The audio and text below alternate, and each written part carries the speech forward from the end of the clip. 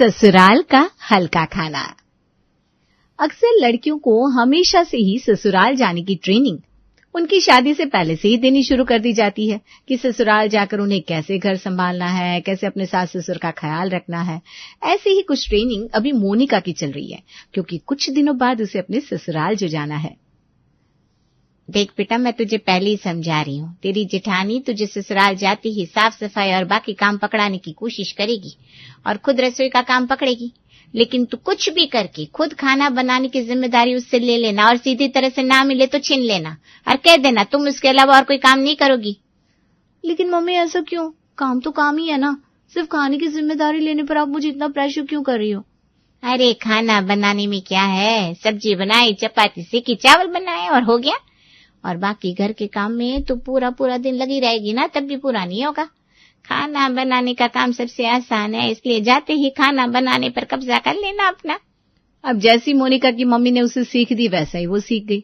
कुछ महीने बाद वो ससुराल गई और उसकी पहली रसोई की रस्म हुई। वाह बहू, क्या खाना बनाया भाई, खाकर मजा आ गया। क्या मटर पनीर बनाया? अरे मटर पनीर ही क्या पापा, भाभी ने तो सब कुछ एक नंबर बनाया है। हर रोज ऐसी टेस्टी टेस्टी डिशेस खाने को मिल जाए तो मजा ही आ जाएगा। इस बात से आपका क्या मतलब है देवर जी, कि हर रोज ऐसी टेस्टी टेस्टी डिश खाने को मिल जाए? लगता है मेरे हाथ का खाना तुम्हें अच्छा नहीं लगता था। अरे नहीं निशा भाभी, आप तो अच्छा खाना बनाती हो, लेकिन इतने सालों से आप हम सबके लिए खाना बनाती आ रही हो और खाना बना बनाकर अब आप भी बोर हो गई होगी, तो अब आप खाने की जिम्मेदारी छोड़ो और मोनिका भाभी को दे दो। वैसे आपकी बात बिल्कुल ठीक है देवर जी, मैं तो रसोई की जिम्मेदारी लेने के लिए बिल्कुल तैयार हूँ। मैं अकेले ही रसोई को परफेक्टली संभाल लूंगी। अच्छा, पता भी है ससुराल की रसोई की जिम्मेदारी कितनी बड़ी होती है? नहीं संभाल पाओगी अकेले। यहाँ की रसोई की महाभारत अभी तुम्हें पता नहीं है। अरे क्या बड़ी बहू तुम भी, हमारे घर में रसोई की जिम्मेदारी कितनी है। वैसे भी हम सब तो हमेशा हल्का फुल्का खाना ही खाते हैं। अब ससुर जी के मुंह से हल्के फुल्के खाने का नाम सुनकर मोनिका तो और खुश हो गई। अरे वाह, एक तो पहले ही खाने की जिम्मेदारी कम होती है, ऊपर से उसमें भी सब हल्का फुल्का खाना खाते हैं। मेरी तो मौज हो जाएगी। कभी खिचड़ी, कभी दलिया, कभी सूप, बाकी पूरा दिन आराम ही आराम। तभी सोचूं निशा दीदी मुझे खाने की जिम्मेदारी क्यों नहीं देना चाहती थी। अगले दिन मोनिका बड़ी खुश होकर सबके लिए हल्का फुल्का नाश्ता बनाने किचन में गई। किचन में पैर रखा ही था कि सासू माँ ने उसे अपने पास बुलाया। जी मम्मी जी। नाश्ता बनाने जा रही है क्या बहू? हाँ मम्मी जी। अच्छा, तो क्या बनाने का सोचा है बेटा तूने नाश्ते में? कल पापा जी ने बोला था ना मम्मी जी कि सब हल्का फुल्का खाते हैं, तो सुबह सुबह दलिये से हल्का खाना तो कुछ और हो नहीं सकता, वही बनाने जा रही हूँ। क्या दलिया? वो भी सबके लिए? लगता है तेरे पापा जी की बात समझने में तुझसे जरा गलती हो गई। हम हल्का फुल्का खाना खाते हैं, लेकिन ये दलिया वगैरह नहीं खाते। अब आएगी मोटनी पहाड़ के नीचे। क्या अभी क्या बोली दीदी आप? कुछ भी तो नहीं। मैं क्या बोली? बोल तो मम्मी जी रही है, उनकी बात सुनो ना। अरे ये लो, पापा जी, दिनेश, मोहित और निशान जी भी आ गए। बताइए सब, आज सबको मोनिका के हाथ का क्या क्या हल्का नाश्ता खाना है? भाई हर वेडनेसडे का मेरा तो फिक्स है, मैं तो पेपर डोसा खाऊंगा। हल्का सा पेपर डोसा खाकर मजा आ जाएगा, साथ में नारियल की चटनी और सांभर। हा। और मुझे भी इडली सांभर चलेगा। क्या? लेकिन हल्का खाना मतलब खिचड़ी दलिया होता है ना, ये तो बाहर का खाना हो गया। ये बाहर का खाना कैसे हो गया मोनिका? अब जब तुम ये सब घर पर बनाओगी तो ये घर का खाना हो जाएगा। डोसा और इडली तो वैसे भी हेल्दी होता है और खाने में हल्का भी होता है। हमारे यहाँ हल्के खाने का मतलब ऐसा ही होता है। हाँ बहू, तू आज सबके लिए पेपर डोसा और इडली बना ले।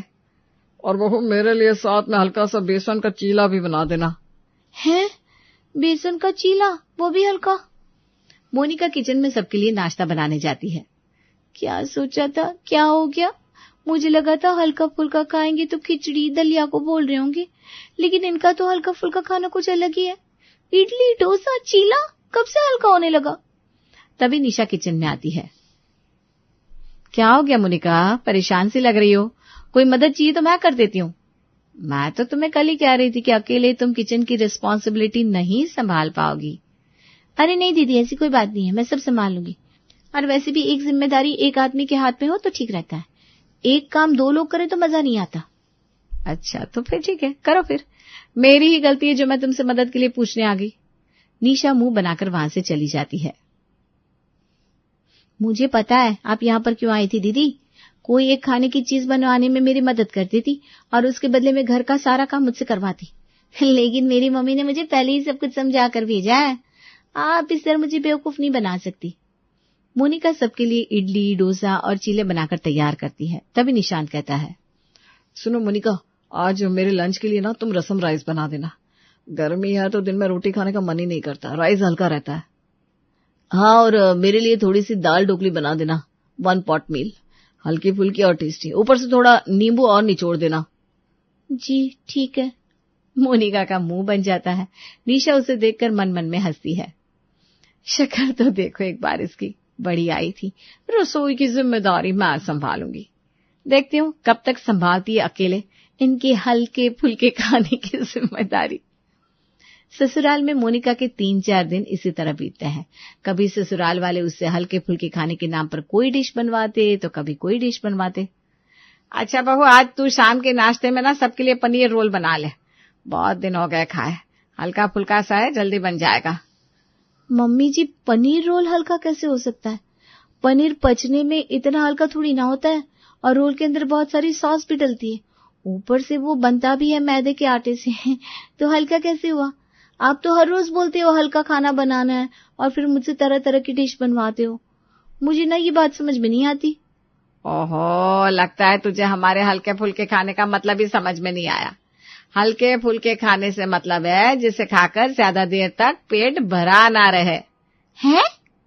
हाँ, हम ये अलग अलग टाइप का हल्का हल्का खाना खाते हैं ना, तो दिन में हमें कई बार भूख लगती है। डॉक्टर भी तो यही बोलते हैं, एक बार में ज्यादा भारी नहीं खाना चाहिए। इसलिए हम हर बार कुछ न कुछ हल्का खाते रहते हैं। अरे ये क्या लॉजिक हुआ? मोनिका परेशान होकर किचन में जाती है। पनीर रोल बनाकर वो सबके लिए हल्का फुल्का डिनर बनाने में लग जाती है, जिसमें आज मेन्यू में पूरी 5 चीजें थी। ये हल्का खाना है? अरे हल्की खाने के नाम पर मुझे ढाबे वाली बनाया हुआ है। इससे तो अच्छा होता मैं घर की बाकी जिम्मेदारी ले लेती। इन लोगों ने मुझे बुरी तरह से परेशान कर रखा है। शादी को 1 महीना भी नहीं बीता था और घर वालों की इस हल्की फुल्की खाने की डिमांड के चक्कर में मोनिका अभी से परेशान होने लगी थी। तभी अगले दिन, आप दोनों को सालगिरह की बहुत बहुत बधाई हो। Happy anniversary mummy papa. मेरी तरफ से भी आप दोनों को बहुत बहुत बधाई। और आज आपकी शादी को 40 साल पूरे हो गए, तो अच्छा से सेलिब्रेशन तो बनता ही है। हाँ चलिए ना, आज हम सब बाहर खाना खाने चलते हैं। मुझे अच्छी तरह पता है ये बाहर चलकर खाना खाने के लिए क्यों कह रही है, ताकि घर में खाना ना बनाना पड़े। काश सब बाहर खाना खाने के लिए मान जाए तो मुझे कम से कम 1 दिन तो इनके हल्के फुल्के खाने से छुट्टी मिलेगी। हाँ मम्मी, चलते ना आज बाहर खाना खाने। वैसे भी हम हमेशा घर पर ही सब कुछ खाते हैं। आज मौसम भी अच्छा है, चलिए चलते हैं। अच्छा ठीक है। वाह वाह वाह, ये तो मेरे मन की हो गई। चलो 1 दिन के लिए तो छुटकारा मिला। आपको क्या हो गया दीदी, आप क्यों हंस रही हैं? तुम्हारे चेहरे की खुशी देखकर मुझे हंसी आ रही है। क्या मतलब? मैं कुछ समझी नहीं। कोई बात नहीं, थोड़ी देर बाद अपने आप समझ जाओगी।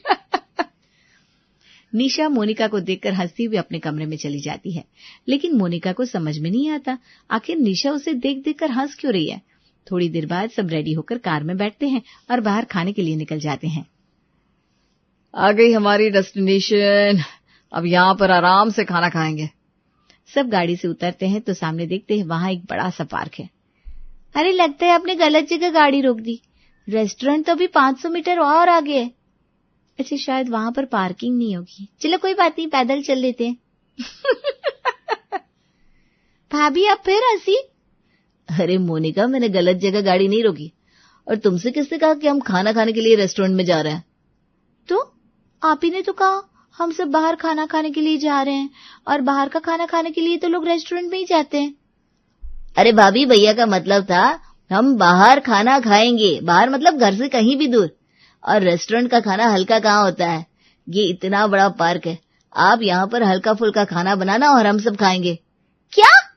लेकिन यहाँ मैं खाना कैसे बनाऊंगी? ये कोई किचन थोड़ी ना है। अरे डोंट वरी भाभी, गाड़ी में गेस्ट है और हल्का फुल्का खाना बनाने का सारा सामान रखा है।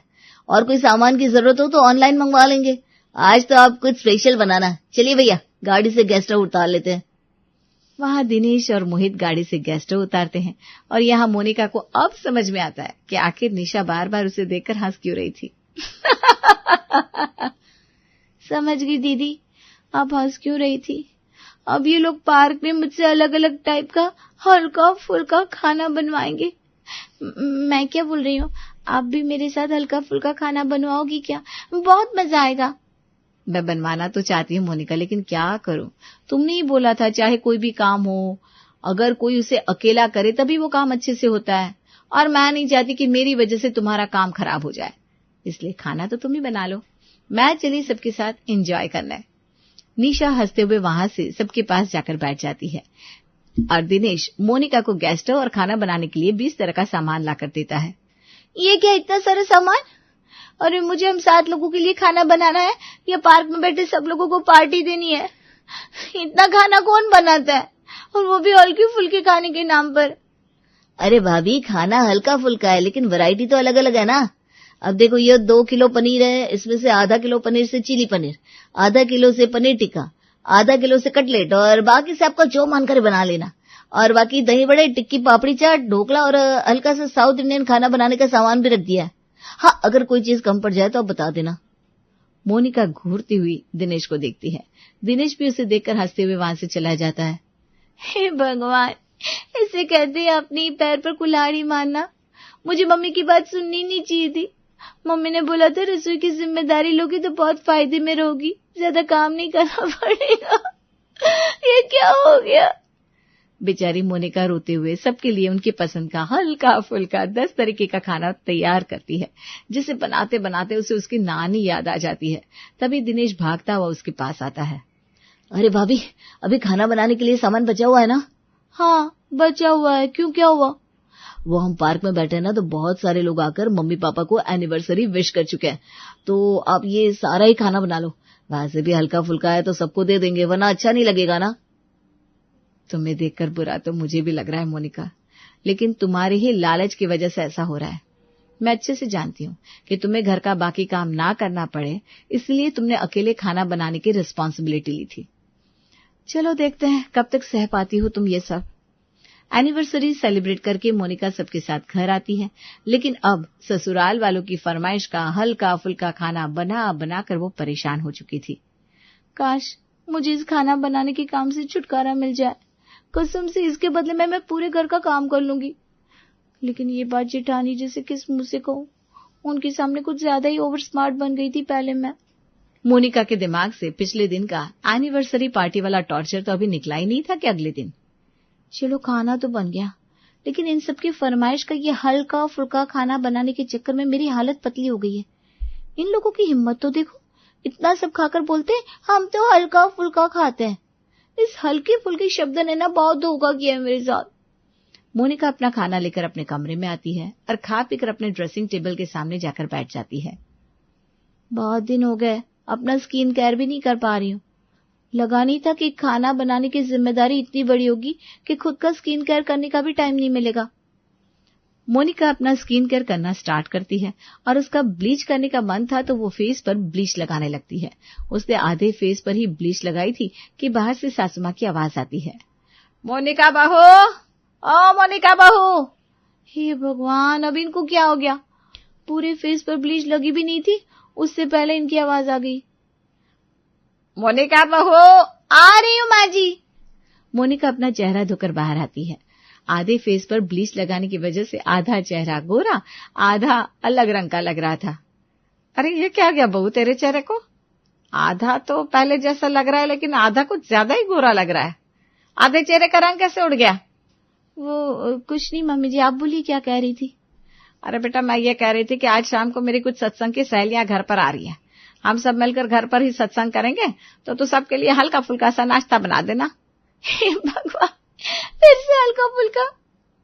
क्या हुआ बहू? मम्मी जी, मेरी शादी के बाद पहली बार आपकी सहेलियां हमारे घर आ रही है, तो मैं सोच रही हूँ उन्हें हल्का फुल्का खाना खिलाना अच्छा नहीं लगेगा। मैं उन सबके लिए मटर पनीर की सब्जी, चपाती और पुलाव बना देती हूँ। अरे नहीं बहू, खाना तो वो सब अपने घर जाकर ही खाएंगे। तू बस सबके लिए ढोकला, आलू चाट, राम लड्डू, और गर्मी है तो सबके लिए फ्रूट्स डालकर हल्का फुल्का कस्टर्ड बना ले बहू। क्या? हाँ ठीक है, हल्के फुल्के खाने के नाम पर इतनी सारी डिशेस का नाम सुनकर किसी की भी हालत खराब हो जाएगी। अपना रोता हुआ चेहरा लेकर मोनिका किचन में आई। ये तो सरासर अत्याचार हो रहा है मेरे ऊपर। हर चीज में हल्का फुल्का बोलेंगे और ऐसा ऐसा खाना बनवाएंगे मुझसे जो कोई ढाबे वाला भी नहीं बनाता होगा। तभी उसकी सासू माँ किचन में आई। अरे बहू, मैं तुझे ये बोलना ही भूल गई कि हल्का फुल्का नाश्ता 20 लोगों के लिए बनाना है। मेरी 20 सहेलियां आ रही है ना, तो इसीलिए मैंने बोल दिया कि तू ज्यादा लोगों के लिए ना बना दे, बस 20 लोगों के लिए ही बनाना। हाँ, बेचारी को लग रहा था कि उसे 4-5 लोगों के लिए ये सब बनाना होगा, लेकिन सासू माँ की बात सुनकर उसकी सिट्टी पिट्टी गुम हो गई। सासू माँ सिर्फ 20 लोग ऐसे बोल रही हैं जैसे सिर्फ 2 लोग की बात कर रही हो। नहीं, अब मैं बर्दाश्त नहीं कर सकती। निशा दीदी। मोनिका रोती हुई निशा के कमरे में जाती है, जहाँ निशा घर का काम निपटाकर आराम फरमा रही थी। निशा दीदी। अरे क्या हो गया मोनिका, रो क्यों रही हो? मोहित से झगड़ा हो गया क्या? मुझे खाना नहीं बनाना, हल्की फुल्की खाने के नाम पर अत्याचार हो रहा है मेरे साथ। अच्छा, तो ये बात है। लेकिन तुम तो सारा अत्याचार मेरे ऊपर करना चाहती थी ना, कि तुम सिर्फ खाना बनाओ और उसके अलावा घर का बाकी सारा काम मैं करूं। इसीलिए कहते हैं ज्यादा दिमाग नहीं चलाना चाहिए। अब पड़ गया ना तुम्हारा दिमाग तुम्हारे ऊपर ही भारी। हाँ दीदी, माफ कर दो, लेकिन प्लीज खाना बनाने में मेरी हेल्प कर दो। मैं अकेली घर वालों का हल्का फुल्का खाना अब नहीं बना सकती। अच्छा, तो अब मैं घर का बाकी सारा काम भी करूं और खाना बनाने में भी तुम्हारी हेल्प करूं? ऐसा तो नहीं हो सकता ना। तुम्हें खाना बनाने में हेल्प चाहिए तो ठीक है, 3 दिन किचन तुम्हारी, 3 दिन मेरी, और संडे को दोनों की। हाँ दीदी, चलेगा। अरे पूरी बात तो सुनो। मैं तुम्हारी हेल्प करूंगी तो तुम्हें भी तो मेरी हेल्प करानी पड़ेगी। मैं तुम्हारे साथ किचन का आधा काम बांट रही हूँ तो तुम्हें भी घर का आधा काम मेरे साथ बांटना पड़ेगा। अब जो बोलूंगी कर दूंगी, लेकिन हल्का फुल्का खाना मैं अकेले नहीं बनाऊंगी। अब आई ना तुम पहाड़ के नीचे। निशा मोनिका की हालत देखकर खूब हंसती है, और मोनिका को भी ये बात समझ में आ जाती है कि ज्यादा समझदार बनने के चक्कर में कभी कभी इंसान सबसे बड़ा बेवकूफ बन जाता है और उसकी चालाकी खुद पर ही भारी पड़ जाती है।